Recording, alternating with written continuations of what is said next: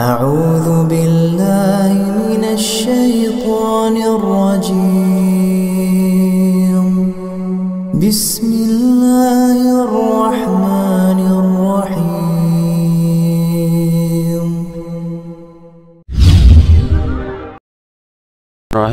Assalamualaikum warahmatullahi wabarakatuh. Innal hamdalillah nahmaduhu wa nasta'inuhu wa nastaghfiruh wa na'udzu billahi min shururi anfusina wa sayyiati a'malina may yahdihillahu fala mudilla lahu wa may yudlilhu fala hadiyalah. Asyhadu an la ilaha illallah wahdahu la syarika lah wa asyhadu anna Muhammadan abduhu wa rasuluh alladzi la nabiyya wa la rasula ba'da. Ya ayyuhalladzina amanu taqullaha haqqa tuqatih wa la tamutunna illa wa antum muslimun. Wa qala Rasulullah sallallahu alaihi wasallam, inna asdaqal hadithi kitabullah wa khairal hadi hadi Muhammadin sallallahu alaihi wasallam wa syarrul umuri muhdatsatuha fa inna kulla muhdatsatin bid'ah wa kulla bid'atin dhalalah wa kulla dhalalatin finnar. Ma'asyiral muslimin rahimani wa rahimakumullah. Alhamdulillah, mari kita bersyukur kepada Allah Subhanahu wa taala.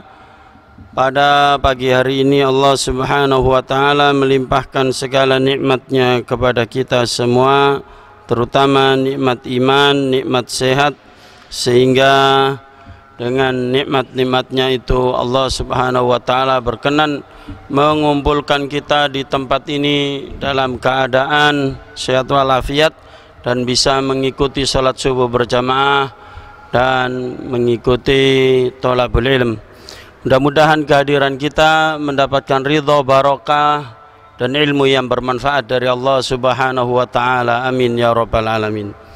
Jamaah yang dimuliakan oleh Allah, masih melanjutkan kajian kita yang kemarin, pembahasannya belum tuntas, yaitu dari hadis Arba'in An-Nawawi nomor 34, yaitu Rasulullah sallallahu alaihi wasallam bersabda, man ra'a minkum munkaran falyughayyirhu biyadihi fa illam yastati' fa bilisanihi fa illam yastati' fa biqalbihi wadzalika adhaful iman. Rasulullah SAW bersabda, barang siapa yang melihat dengan mata kepala, bisa melihat dengan ilmu. Menurut Syekh Utsaimin rahimahullah yang mensyarah hadis ini, beliau mengatakan bahwa melihat itu bisa dengan mata, ya, bisa dengan mata panca indera, bisa dengan mata hati, kolbu, dan bisa melihat dengan ilmu, ya, dengan ilmu.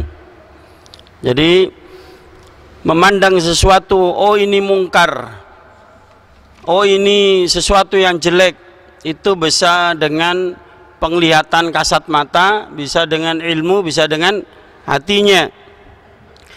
Maka apa yang disebut sebagai kemungkaran, yaitu apa saja yang diingkari oleh syariat, apa saja yang diharamkan oleh syariat, apa yang diharamkan oleh Allah dan Rasulnya, itulah mungkar. Ya, seperti itu para jamaah.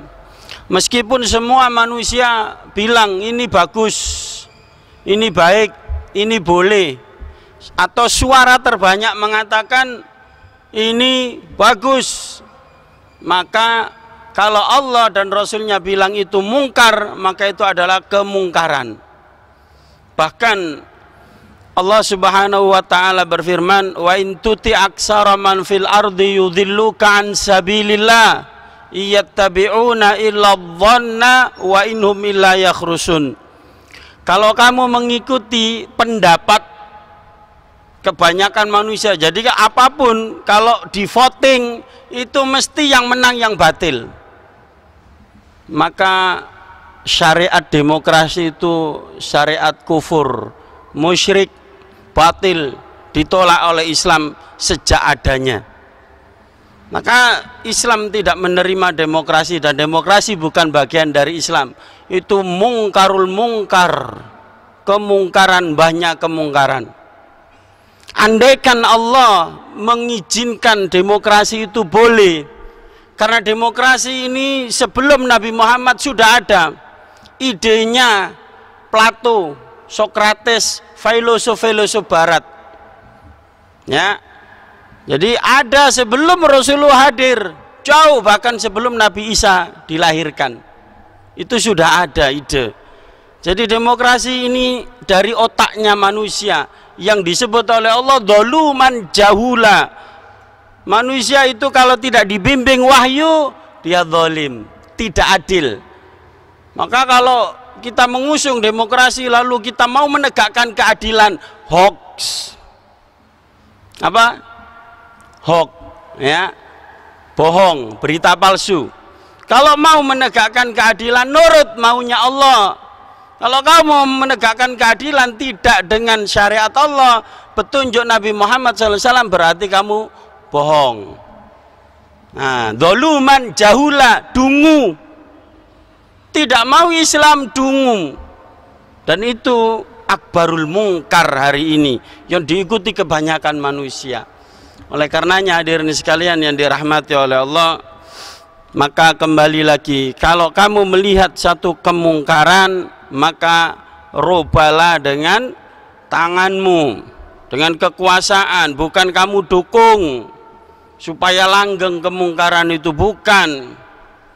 Maka para jamaah, diri kita nanti di hadapan Allah akan ditanya, apa yang sudah kamu perbuat dalam ingkarul mungkar, mengingkari kemungkaran.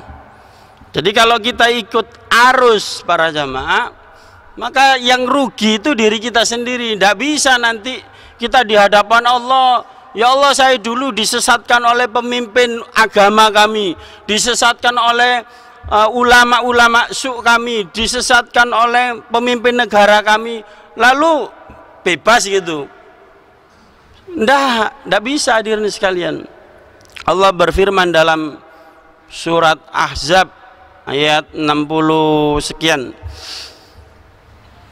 yauma tuqallabu wujuhum finnar yaqulun ya laitana ata'na Allaha wa ata'na Rasul.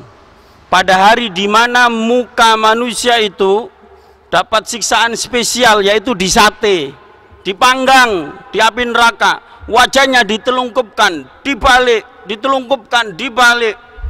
Nah, si sate manusia panggang ini jerit kepada Allah, ya Allah, andaikan dulu waktu di dunia saya ikut nurut sama Allah dan Rasul, ya, mau ngikut Al-Quran dan As-Sunnah.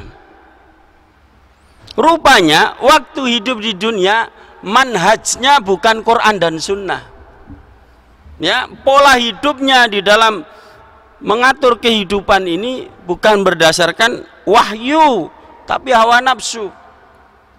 Andaikan kami dulu waktu hidup di dunia tunduk pada hukum Allah dan Rasulnya, kami tidak akan seperti ini, tidak akan disiksa di neraka.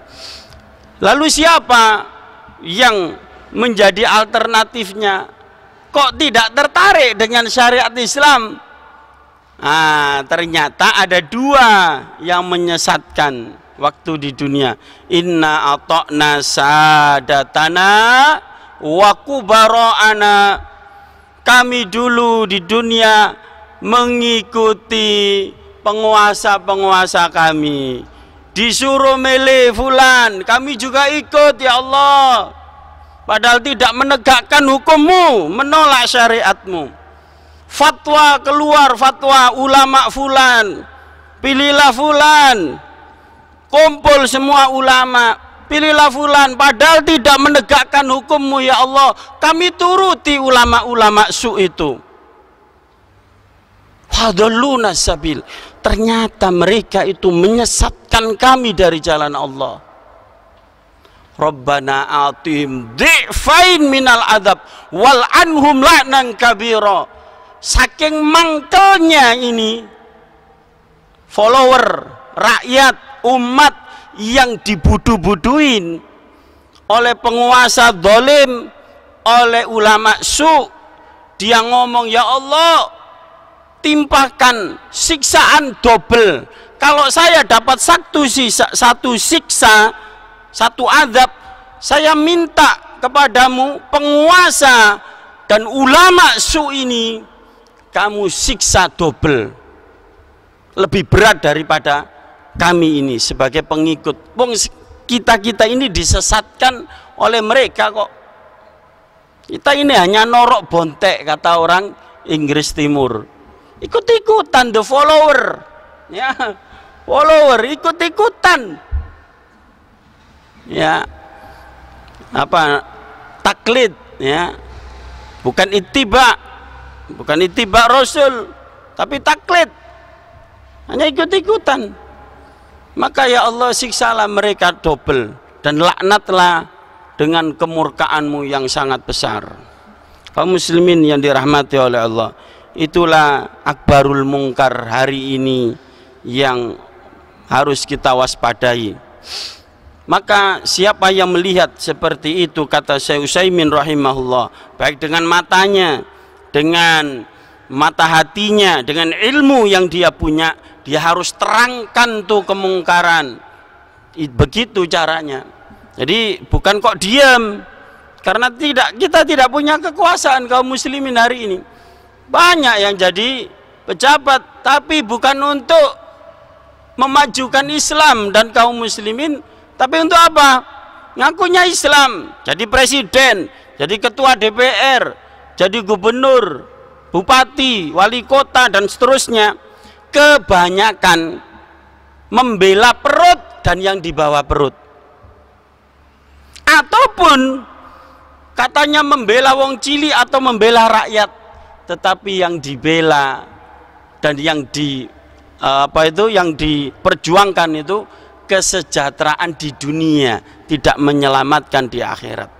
Andaikan menyelamatkan di akhirat, maka sebagaimana yang lalu dalam surah Al-Hajj ayat 41, ya, Allah Subhanahu wa taala berfirman, apabila orang beriman itu diberi kekuasaan, alladzina immakkannahum fil ard aqamus shalah wa atuz zakah wa amaru bil ma'ruf wa nahaw 'anil munkar walillahi aqibatul umur. Harusnya seperti itu kalau mau menyelamatkan rakyat, ya, dari siksaan neraka. Apa itu? Apabila dia diberi kekuasaan, program pertama dan utamanya adalah menegakkan sholat. Dirinya sholat, rakyatnya wajib sholat, yang muslim. Kalau yang kafir diajak masuk Islam, tidak mau ya tidak apa-apa, lakum dinukum waliyadin. Bukan malah diganti mereknya. Apa kemarin, Pak? Ya, kemarin itu kan ada, ya, tidak boleh menyebut hasil keputusan Munas Alim Ulama Nahdlatul Ulama di Jawa Tengah, ya, kemarin memutuskan bahwa khusus di Indonesia, karena tidak bisa didefinisikan ini kafir dhimmi, kafir harbi, kafir mu'ahad, maka disebut kafir warga negara. Jadi dihilangi kata kafirnya, diganti warga negara. Jadi berarti apa? Ayat Quran yang berbunyi kul ya ayyuhal kafirun, kul ya warga negara, gitu. Nah, ini namanya Al-Quran di amandemen. Nah, kita ingatkan, itu termasuk kemungkaran, ya. Jadi hanya ada di negeri kita, makanya yang aneh-aneh itu ada di Nusantara ini. Semua tumbuh subur, karena memang apa? Katanya gemari Paulo Jinawi, toto tentrem kerto raharjo. Tongkat kayu dilempar, ini dilempar, tongkat kayu dilempar jadi tanaman, saking suburnya. Aliran sesat dari India namanya apa? Ahmadiyah dilempar ke Indonesia, subur jadi Ahmadiyah. Mirza Ghulam Ahmad, Nabi akhir. Ya Allah, Ada lagi, dan di negeri kita ini Pak, khusus Indonesia ini 300 lebih aliran sesat yang mengatasnamakan Islam. Ada yang jadi nabi, ada yang jadi rasul, jadi nabi-nabi lokal, musadek gitu ya. Nah, maka para jamaah yang dirahmati oleh Allah, hanya di Nusantara baru kali ini kata-kata kafir diganti dengan warga negara. Ini tidak tahu saya, ini tanda akhir zaman. Maka ini satu kemungkaran, perlu kita ingatkan. Kita ini sudah banyak bencana hadirin sekalian. Maka kalau kita tidak berani menyuarakan al-haq, tidak berani beramar ma'ruf nahi mungkar, kita takut katut kena karam yang bocor. Ibaratnya ya seperti yang diibaratkan oleh Rasulullah dalam hadis, orang amar ma'ruf nahi mungkar itu ya, nahi mungkar itu ibaratnya ada penumpang kapal, kemudian yang di atas ini kan mau ambil air itu kan harus turun ke bawah. Lah dia turun ke bawah, kemudian ngambil airnya itu ndak telaten karena berdesa-desaan. Akhirnya apa? Dia lobangi itu, dek kapal dilobangi, dibor sama dia. Supaya apa? Muncrat airnya. Kan kalau nimbo gini kesuwen dan antri, dilobangi Kak. Lah ini kalau ndak dihentikan melobangi kapal ini, yang mati bukan dia sendiri tenggelam di atas laut, tapi siapa Pak? Semua. Maka Allah Subhanahu wa taala mengingatkan kepada kita dalam surah Al-Anfal ya, ayat yang ke-25, wattaqu fitnatan la tusibannal ladzina zalamu minkum khassah wa'lamu annallaha syadidul iqab.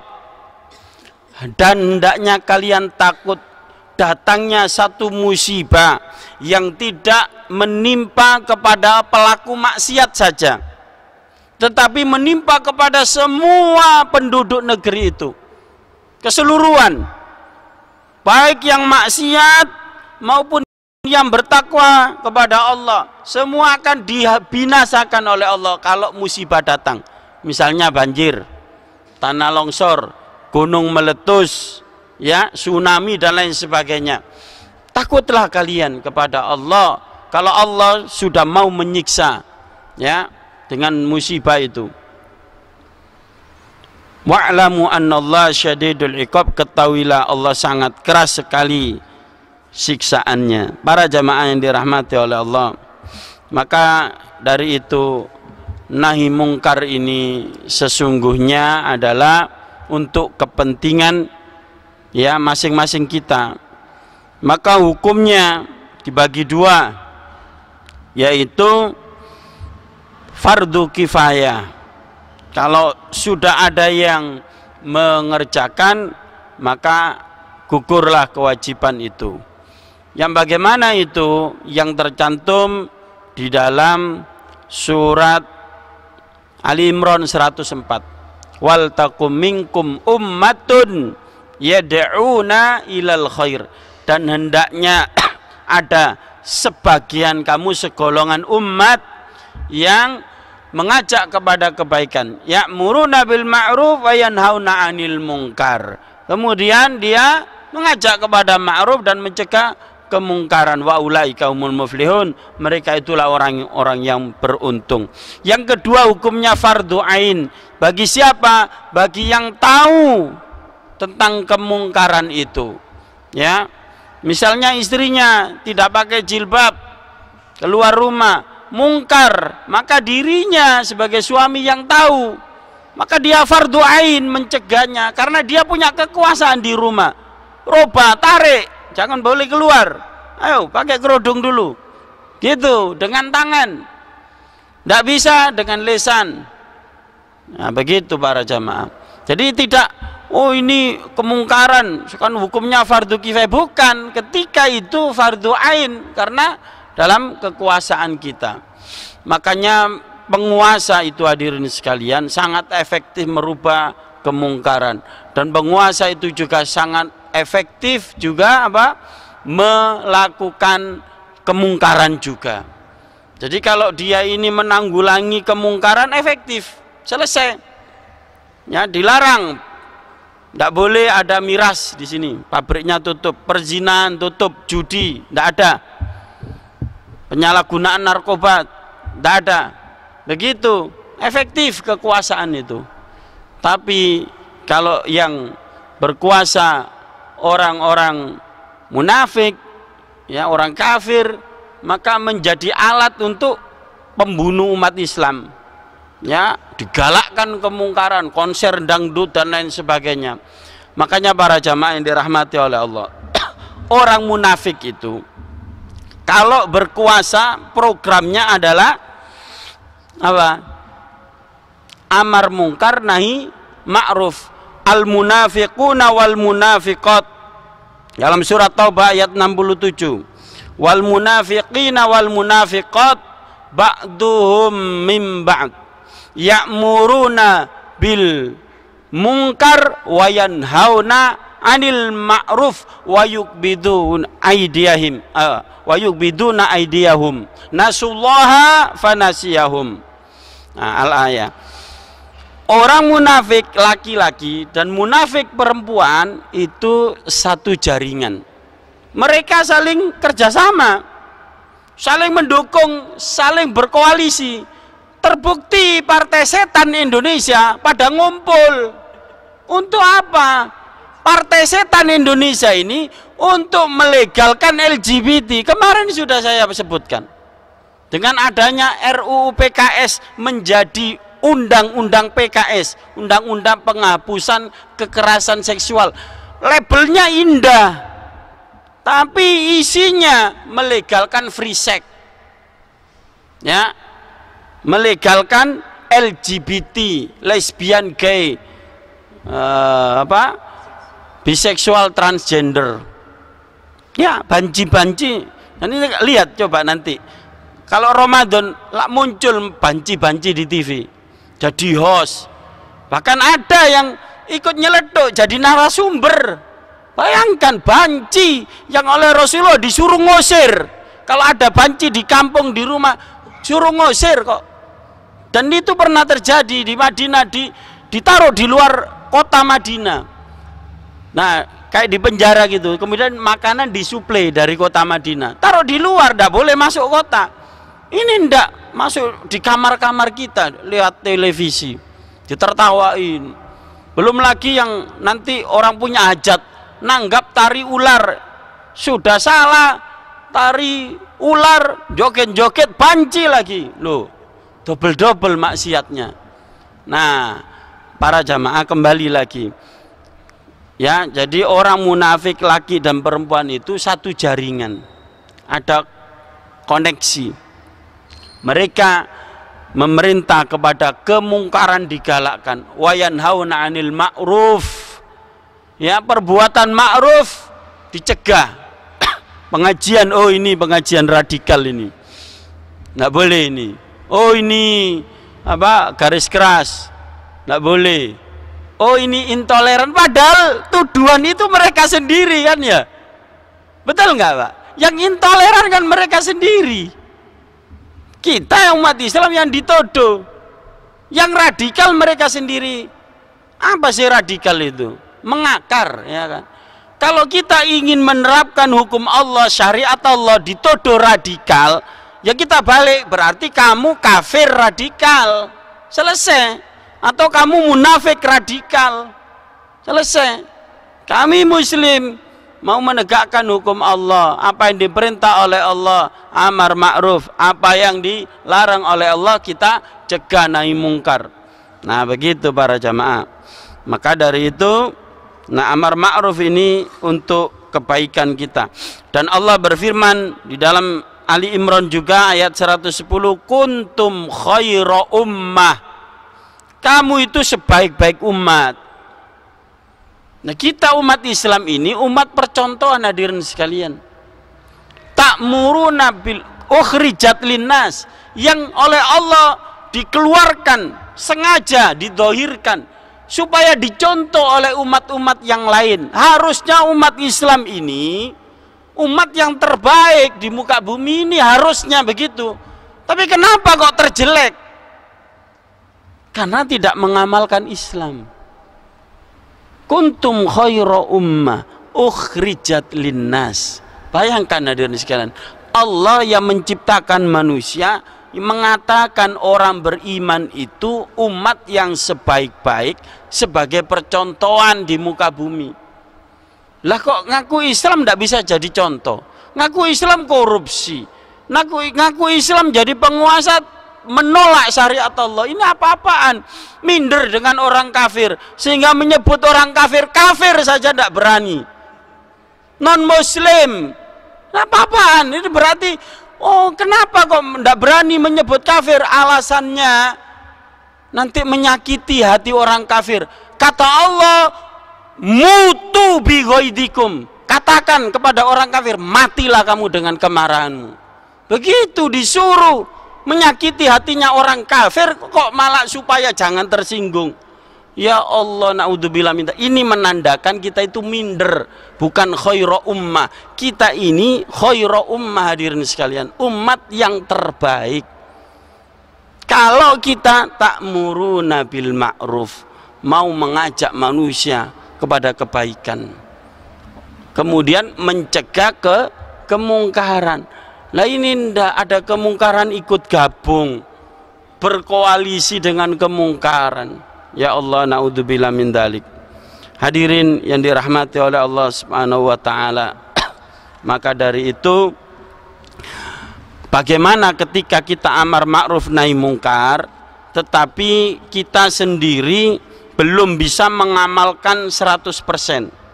Nah, para jamaah yang dirahmati oleh Allah, andaikan orang yang amar ma'ruf nahi mungkar termasuk yang berdakwah harus benar 100%, artinya tidak ada salah gitu ya, maka tentu dakwah ini tidak akan menyebar.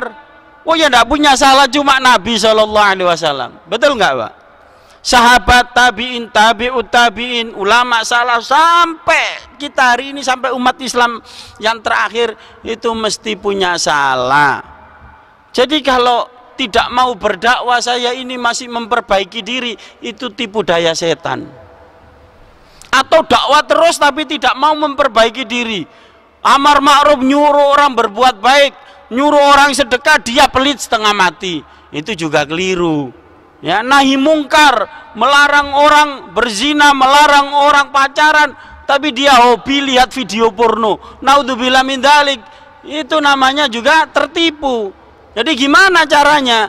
Kita berusaha bertaubat kepada Allah sekuat tenaga, sekuat pikiran kita, dari sisa umur kita bertaubat kepada Allah, terus amar ma'ruf nahi mungkar dan berusaha memperbaiki diri.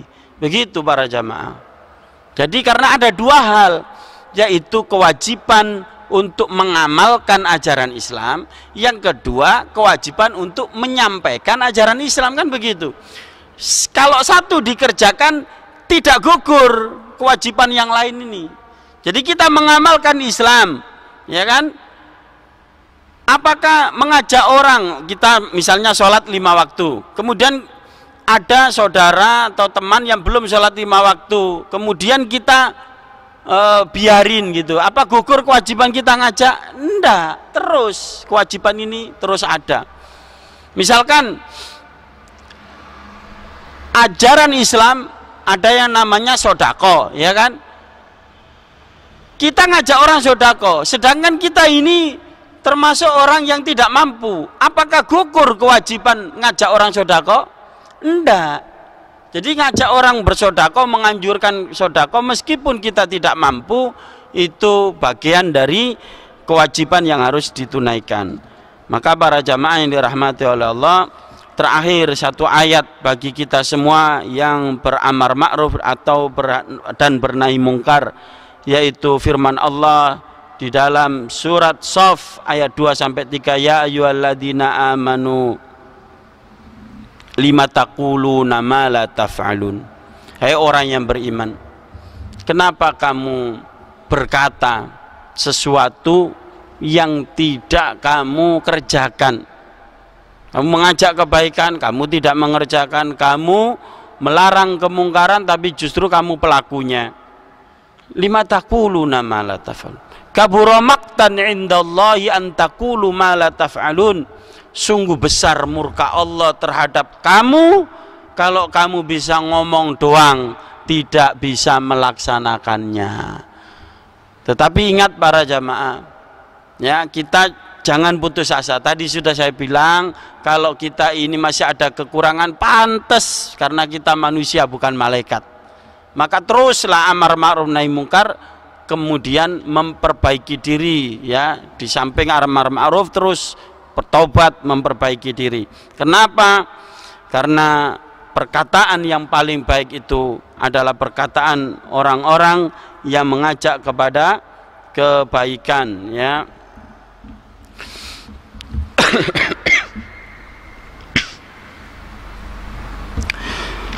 Kaum muslimin yang dirahmati oleh Allah, mudah-mudahan pertemuan kita ini bermanfaat dan bisa kita ambil pelajaran dari Al-Quran dan As-Sunnah yang telah disampaikan.